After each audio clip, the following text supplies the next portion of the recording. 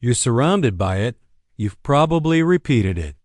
And worst of all, you've mistaken it for intelligence. This isn't the stupidity you laugh at on the internet. This isn't someone fumbling with facts or forgetting basic logic. This stupidity is calm, clean, polished. It sits in boardrooms, leads nations, and smiles from behind podiums. It doesn't arrive like a plague. No sirens, no smoke, no sudden terror that makes you run. It doesn't even arrive. It's already here. Always has been. It wears a suit. It speaks in confident sentences. It aces standardized tests. It shows up on time, pays its dues, recites approved truths, and claps at the right moments. This is not the stupidity of ignorance, not the failure to know. This is something more insidious. This is the stupidity that knows, or at least pretends to. It mimics intelligence. It sounds reasonable. It thrives in consensus. And it spreads not through chaos, but through order. Imagine a vast, immaculate library, endless shelves, glowing light, peaceful silence. But when you open the books, every single page is blank. Still, the readers nod in admiration. They highlight nothing, discuss nothing, and leave feeling smarter than when they came. This is the infection with no name. And like any great contagion, it doesn't need force. It just needs people to follow, to comply, to assume that what looks smart is smart. We are taught to trust the structure, the system, the rules, the rituals. But what if the rules themselves are stupid? What if the system is not just flawed, but fundamentally delusional? Psychologists call it pluralistic ignorance, when everyone privately doubts something, but no one speaks up because they assume. Everyone else believes. So each person nods along, acting like they agree, hoping not to be the only dissenter. Now amplify that across cities, governments, religions, corporations.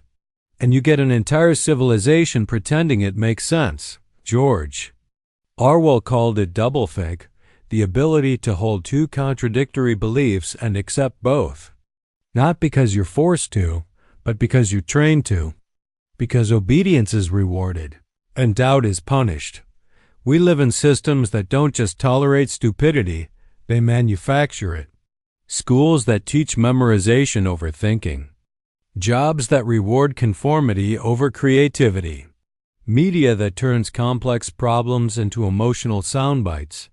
And when everyone plays along long enough, the lie becomes normal. The delusion becomes sacred, and stupidity becomes law. This is hypernormalization, a society where everyone knows things are fake, but still participates because the fiction feels safer than the truth. Everyone knows. No one speaks. The performance continues. It's not a failure of intelligence. It's a design of survival. Because real intelligence is dangerous. It slows down efficiency. It asks too many questions. It threatens power, and so stupidity becomes institutionalized. It lives in spreadsheets, in policies, in uniforms, in perfectly worded press releases that say absolutely nothing. It's the voice that says, "That's just how we've always done it." The face that smiles while signing papers that harm thousands. The expert who speaks for 10 minutes and says nothing true. You felt it. In meetings, in classrooms, in conversations where truth flickers for a moment, then vanishes beneath polite agreement. You're not imagining it. You're seeing the infection. The tragedy is, it doesn't need to hide. Because we've been trained to protect it, to applaud it, to promote it. And so it spreads, not like a riot, but like a ritual, clean, efficient, empty. Not because we're stupid, but because we're scared to be the only one who isn't. This is the infection with no name. Not a glitch in the system, but the system itself. We like to believe that we think for ourselves, that we weigh evidence, reason clearly, and act out of conviction. But most of what we call thinking isn't thinking at all.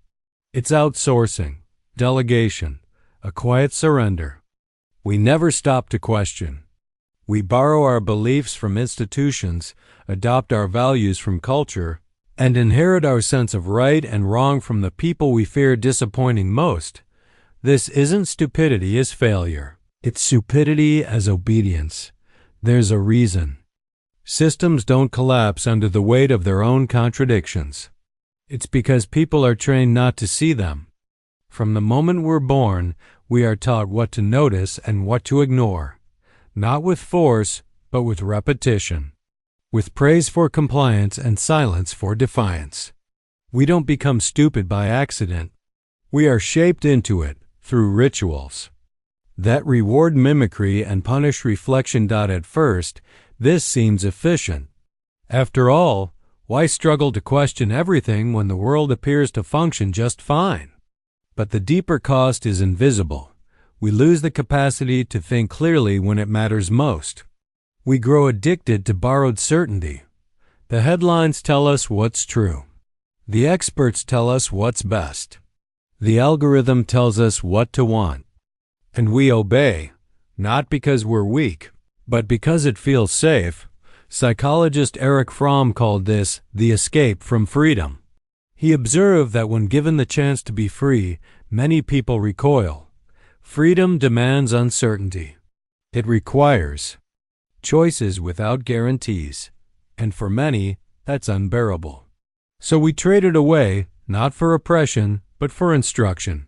For someone to tell us what the answer is, so we don't have to endure the anxiety of finding it ourselves. That's the lie. That thinking is dangerous. That trusting yourself is arrogant.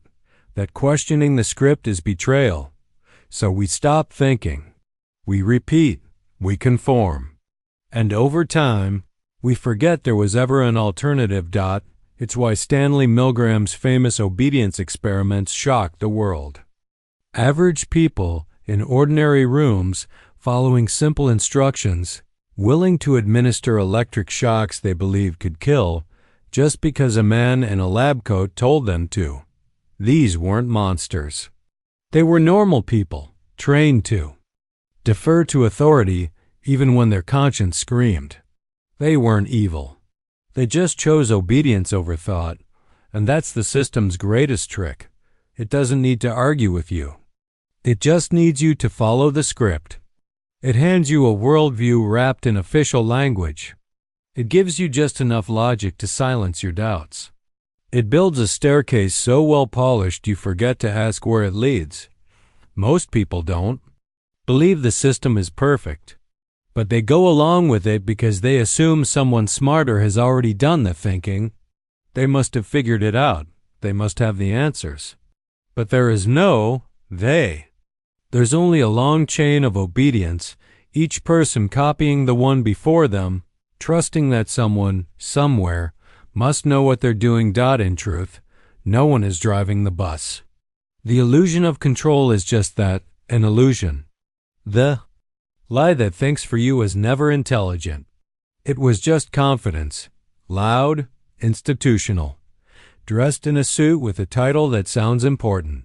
But peel it back, and you find fear pretending to be reason, routine pretending to be wisdom, cowardice pretending to be ordered. When the Soviet Union began to collapse, people weren't shocked because they saw the truth for the first time. They were shocked because they realized how long they had known it and how long they had pretended not to. The lie was never hidden. It was just easier to live with. And today, we live in a more sophisticated version of that same architecture.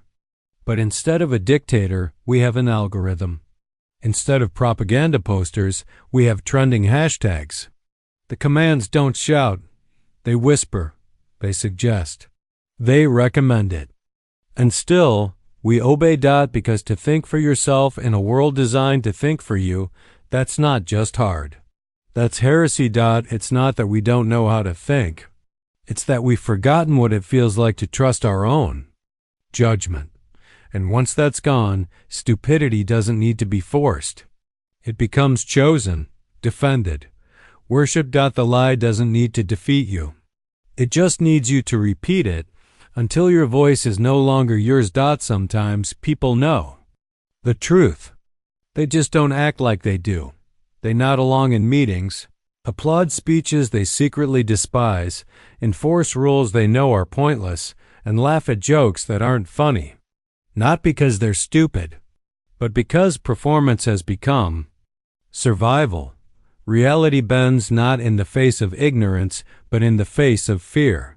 Fear of exclusion. Fear of being labeled difficult, negative, or worse, different. This is no longer obedience. This is theater, a performance of belief, a choreography of silence, a masquerade of normality so deeply embedded that questioning it feels like insanity. Here, stupidity isn't a gap in knowledge. It's a role people play to stay employed, accepted, safe. And the world becomes a stage, not for truth, but for collective delusion. Sociologist Irving Goffman called this impression management, the process by which people alter their behavior to align with social expectations, even when those expectations are absurd. We wear masks, switch scripts, and adapt roles, not out of deception, but survival. You become who they need you to be, not because it's who you are, but because it's how you avoid being cast out. It's why bureaucracies thrive on paperwork no one reads. Why institutions enforce rituals no one believes in. Why do leaders repeat slogans they know are lies? The performance is the point. And the more people participate, the more real it becomes. The theater sustains itself on applause. Think of the soldier who enforces a rule he doesn't believe in. The teacher who teaches what she knows is outdated. The official who stamps a form that means nothing. Each knows, at some level, the absurdity of their task, but they do it anyway. Because to resist would be to break character, and breaking character means risking exile from the play. This is what Hannah Arendt meant by the banality of evil. That evil doesn't always wear a villain's face. Sometimes it wears a uniform, follows orders, fills out forms, and smiles politely while doing so. Not because it's committed to harm, but because it's committed to the script. In the infamous Milgram experiment, many participants hesitated before delivering shocks. They questioned. They were sweating. Some even cried. But they continued because the setting, the authority, the performance of science told them it was okay. The costume was enough to override the conscience. Today, the costumes are more subtle. They look like job titles, social media bios, blue check marks. But the play is the same. Follow the scene, deliver the lines, and never ever look at the audience. You'll notice it in conversations that glide across surfaces. In debates where both sides pretend to argue but secretly agree to avoid certain topics. In crowds that cheer for outcomes no one privately wants. It's not that people don't understand. It's that they understand too well and they've decided. It's easier to pretend. This is the terrifying genius of the system. It doesn't require true believers. It only needs actors. As long as the performance continues, the truth becomes irrelevant. What matters is appearance, alignment, and participation. And so stupidity is no longer an error. It becomes a ritual, a sacred act of fitting in, and it is rewarded. Promotions go to those who echo consensus. Popularity favors those who never ask uncomfortable questions. Followers flow to those who say what is already known, already safe, already applauded. Dissent is not punished by force. It is punished by invisibility. You simply disappear from the scene. So we learn to act, to conform, to decorate our masks with sincerity, to pretend the stage is real. But in moments of silence late at night or when no one is watching, something cracks. You remember. You see it, the absurdity of the scene, the hollowness behind the dialogue, the fact that everyone is waiting for someone else to stop clapping first, but the fear is stronger. So the curtain stays closed, the actors keep smiling, and the theater of stupidity plays on lavish, funded, and sold out every night. Because when truth threatens belonging, performance becomes holy, and we become its loyal cast. There was a time when stupidity spread by word of mouth. Now it spreads at the speed of light, not because people are getting dumber, but because the system got smarter. It stopped resisting stupidity and began optimizing it, profiting from it, automating it. The algorithm doesn't care about truth. It doesn't care about wisdom, understanding, or nuance. It cares about engagement. And nothing engages quite like outrage, tribalism, simplicity, and spectacle. The loudest wins. The most certain dominates. The angry outperform the wise. This is not a glitch. It is the design. What began as a tool to help us find information has become a machine that feeds us exactly what keeps us addicted. And what keeps us addicted is rarely what makes us smarter. It's what keeps us scrolling, watching, reacting, arguing, sharing. What you see online isn't a reflection of reality. It's a reflection of what triggers you, what you'll click, what keeps your eyes open and your thoughts closed. And over time, the algorithm learns you better than you know yourself. It builds a mirror, but not to reflect truth. To reflect desire, fear, bias. The philosopher Zhang Baudrillard called it simulation, a world where signs and images no longer represent anything real, but only refer to each other. A copy of a copy, a loop detached from substance. And in that world, meaning collapses. You don't seek truth, you seek reinforcement, not understanding, but recognition. And the algorithm gives it to you perfectly. You become predictable. Not by accident, but by design. You are slowly nudged not by a dictator or a philosophy, but by data. Your behavior becomes a product. Your attention becomes fuel. And the result is a population that feels informed, but is actually filtered, flattened, and guided gently into stupidity. Because in this new economy, stupidity is currency. The more emotionally reactive you are, the more you consume. The more tribal your identity, the more you defend it with passion. And the more you feel part of a digital war, the more likely you are to stay plugged in. Rage becomes monetized. Certainty becomes addictive. Complexity becomes irrelevant. It's easy to blame individuals, to say people are lazy, gullible, or narcissistic, but that misses the point. This is not just about human weakness, it's about engineered behavior. The machine doesn't just reflect stupidity, it refines it. It packages it, it rewards it, and then it scales it. What began as individual confusion became industrial ignorance. The deeper problem is that the system works. Profits rise. Engagement spikes. Institutions, corporations, and influencers all adapt to survive within it. They learn the game. They shorten their ideas, sharpen their outrage, and simplify their truths. And as a result, intelligence becomes unprofitable. Depth becomes invisible. Subtlety becomes suicidal.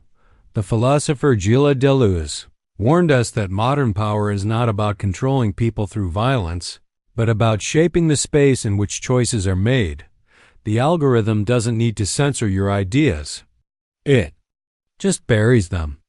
It buries them under a tidal wave of emotional bait, aesthetic posturing, and artificial consensus. And because the machine is always learning, it doesn't have to be evil. It only has to be efficient. The algorithm isn't lying to you. It's giving you what you want until you become what it wants. Until your mind is shaped not by truth or experience, but by patterns of behavior optimized for maximum reaction. Become the product and your thoughts a predictable output of code. Individual stupidity becomes collective architecture. But here's the most disturbing part. We defend it. We defend the platform that manipulates us. We defend the content. That addicts us. We defend the system that dulls our minds because it entertains us. It flatters us.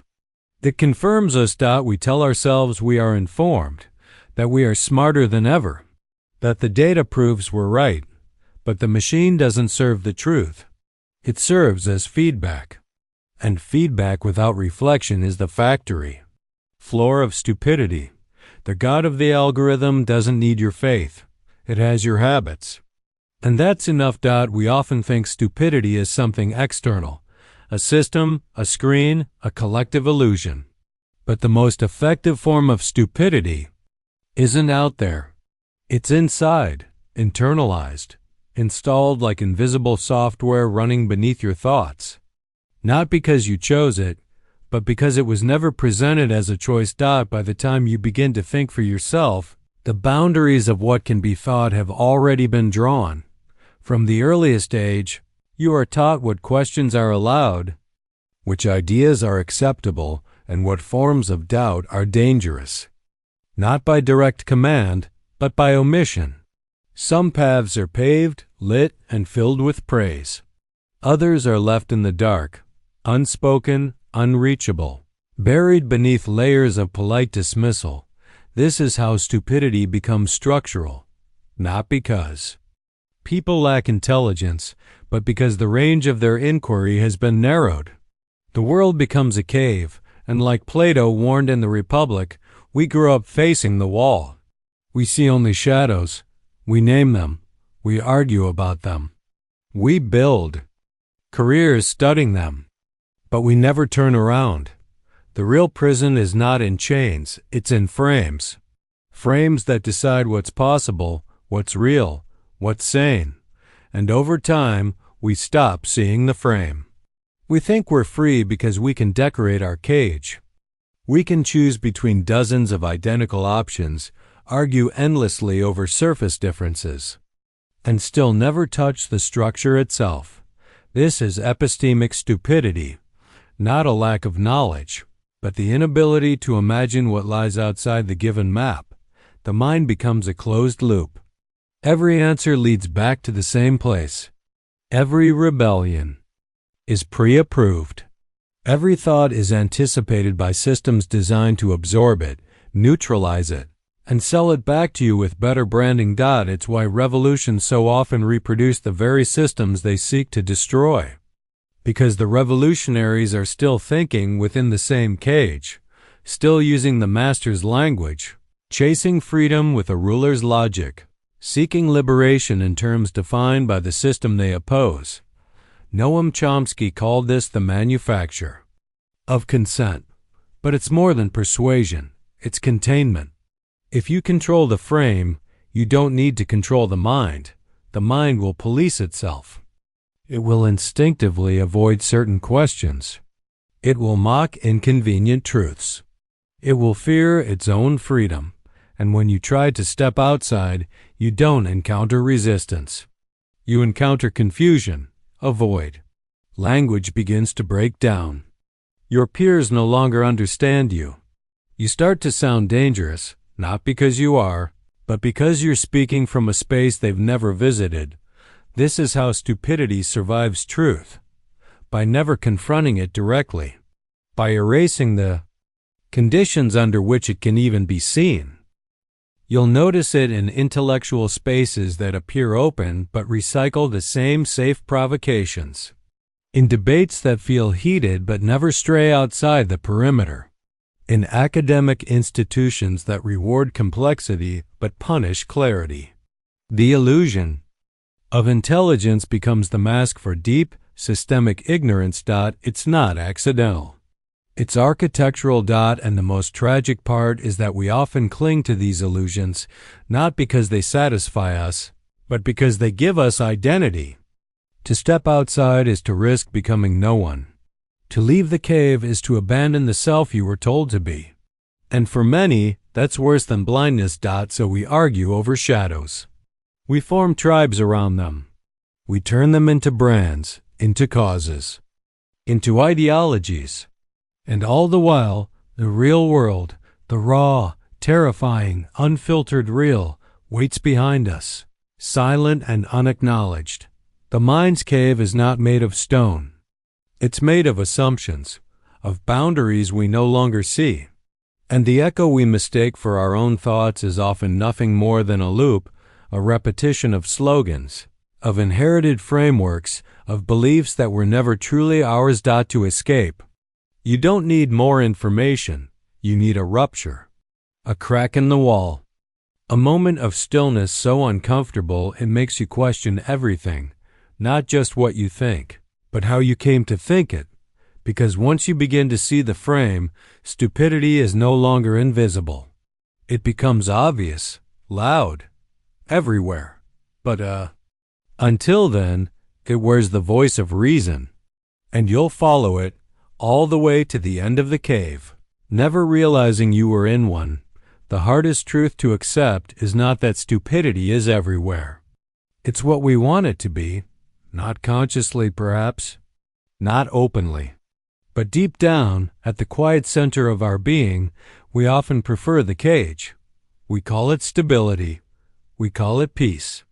We call it tradition, patriotism, responsibility, even mental health.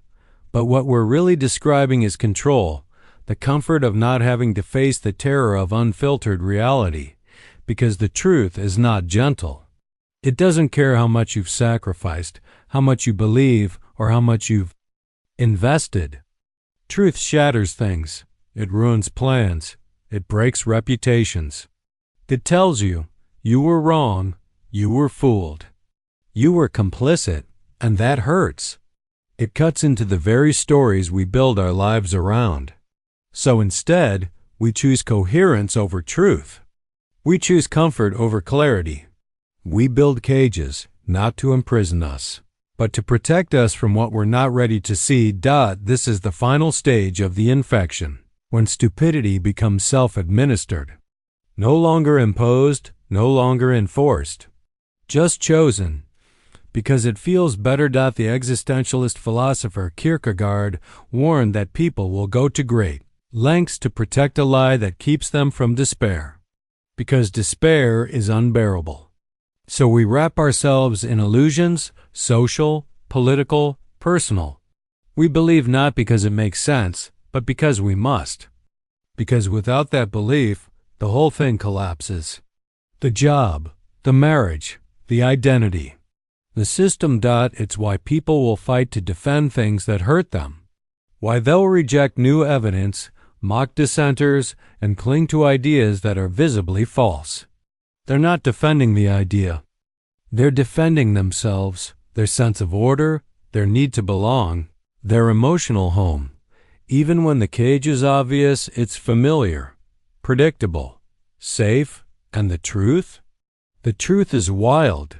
Truth demands responsibility. It doesn't tell you what to do.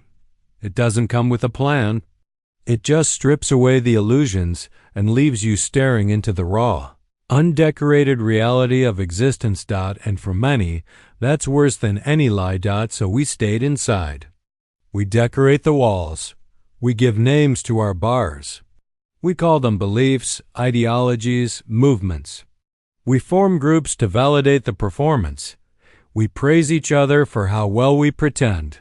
And over time, the performance becomes reality, not because it's real, but because it's reinforced. This is how stupidity becomes sacred. Not through deception, but through mutual agreement. Let's not ruin it.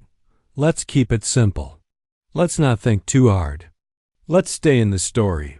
You see it in politics that becomes theater, in religion that forgets its mystery, in relationships that function only when no one tells the truth. The cage is everywhere, but it doesn't look like a prison. It looks like normal life. Safe, predictable, and silent. To break it means pain, alienation, loss, and who wants that? So the mind learns to bend, to rationalize, to conform. And slowly, intelligence is traded for comfort. Wisdom becomes a threat. And those who speak truth, raw, unfiltered truth, are pushed to the edges, labeled as crazy, negative, arrogant, or broken. And yet, deep down we feel the tension, the crack in the wall, the quiet ache of unreality. We hear the truth in moments we can't explain, a strange look from a stranger, a question we can't answer, a silence that feels too heavy. But still, we stay in the cage. Not because we love it, but because we fear what's outside it more. The irony is, we call this freedom. We say we're more liberated than ever, free to choose, speak, move, vote. But what good is freedom if the mind is conditioned to fear? The truth it leads to? What good is choice if every path circles back to the same illusion? We laugh at old regimes, at blind followers of the past. But we're no different. We've just made the illusion prettier, faster, more immersive, less obvious, and we call that progress. The comfort of the cage is real. And for most, it's enough. But for those who see the bars, there is no going back. There's a door. It's not locked. It's not hidden. It's not guarded by men with guns or passwords or keys. It's right there, wide open, in every school, every workplace, every home, every screen. And almost no one walks through it, because this door doesn't offer certainty. It doesn't promise safety. It doesn't flatter your ego or comfort your identity. It does the opposite. It burns. It strips. It leaves you naked in the wind, staring at a world you no longer recognize because for the first time you're seeing it. Without the filters, this is the exit from manufactured stupidity. Not a rebellion, not a revolution. A refusal, a quiet, radical act of no longer pretending. To walk through this door is not to find better answers, but to abandon the need for artificial ones. It is to admit, I don't know. I've been performing. I've confused belief with truth. And I'm done, but that kind of honesty is rare, terrifying, because it means giving up the entire identity you built inside the cage. The applause, the likes, the validation, the tribe, the scripts, the polished ignorance that made life so clean and easy. And what replaces it? Silence, doubt, disorientation, the unbearable weight of having to see and think and feel on your own.